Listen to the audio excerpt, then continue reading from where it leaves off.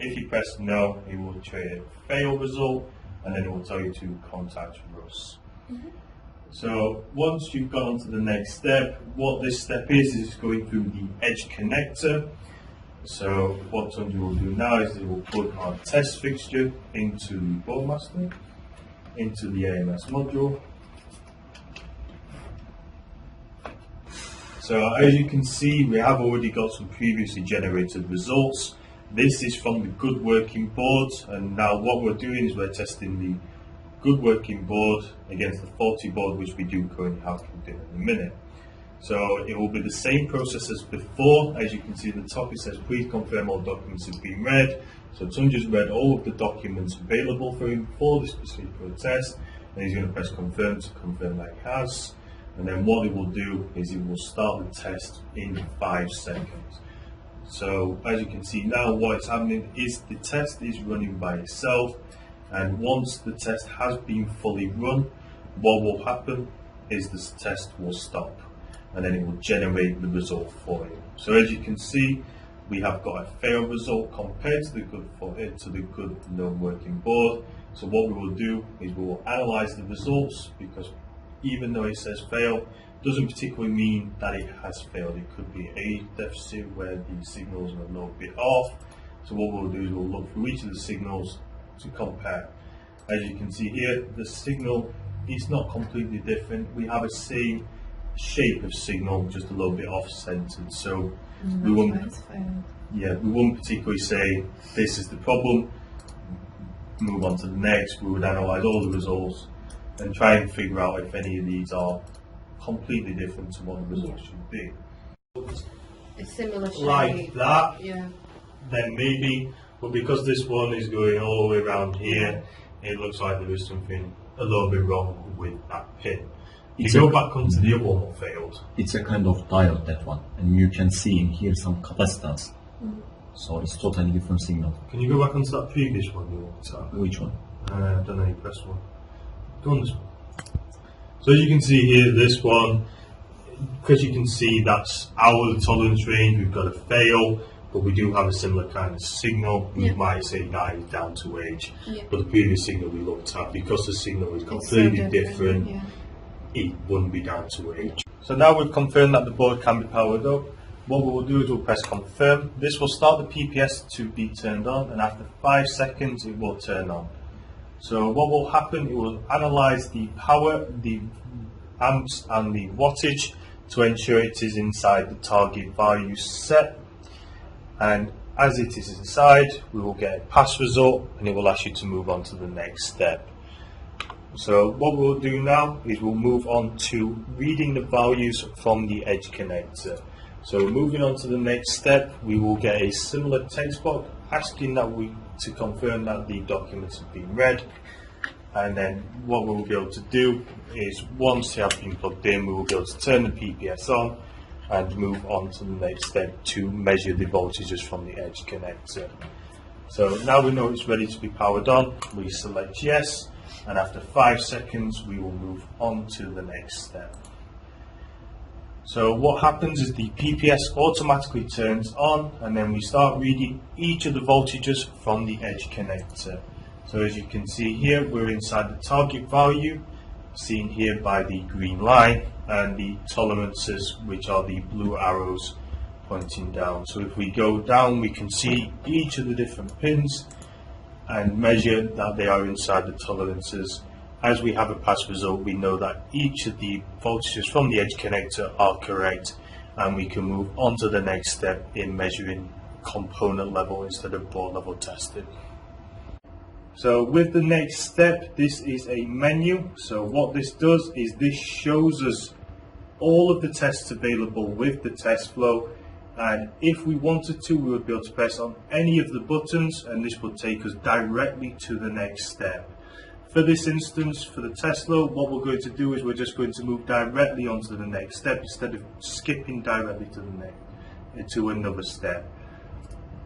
So with the next step, what this is a board level visual inspection.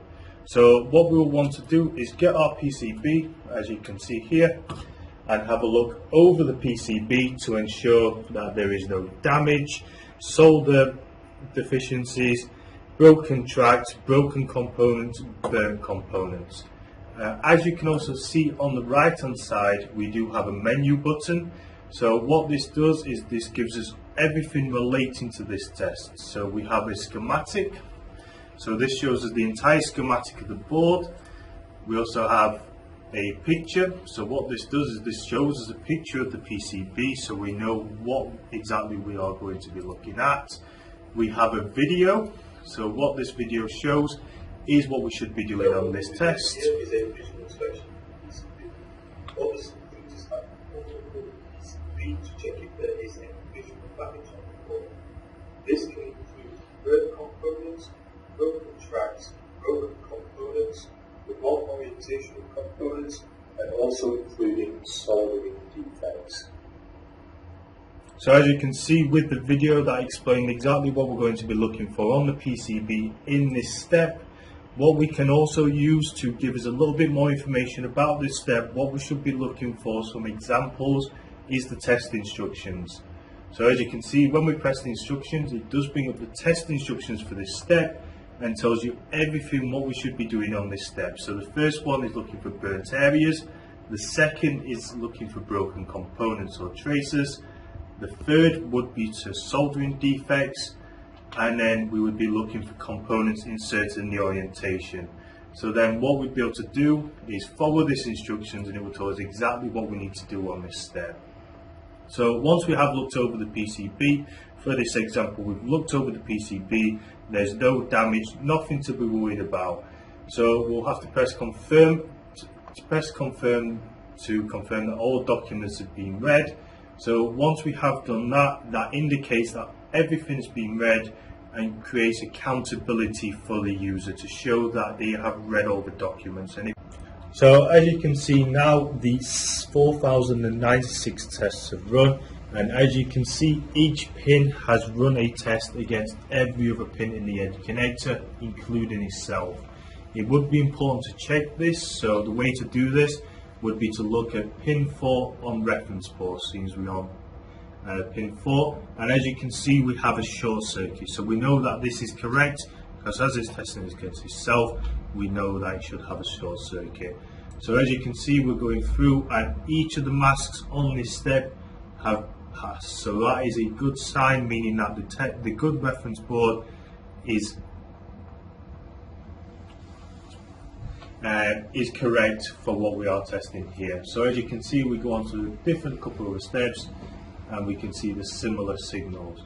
If we was to have a fail on this step, for example, then we would want to analyze them results even closer just to see why the result has failed, similar to as we did in step 6.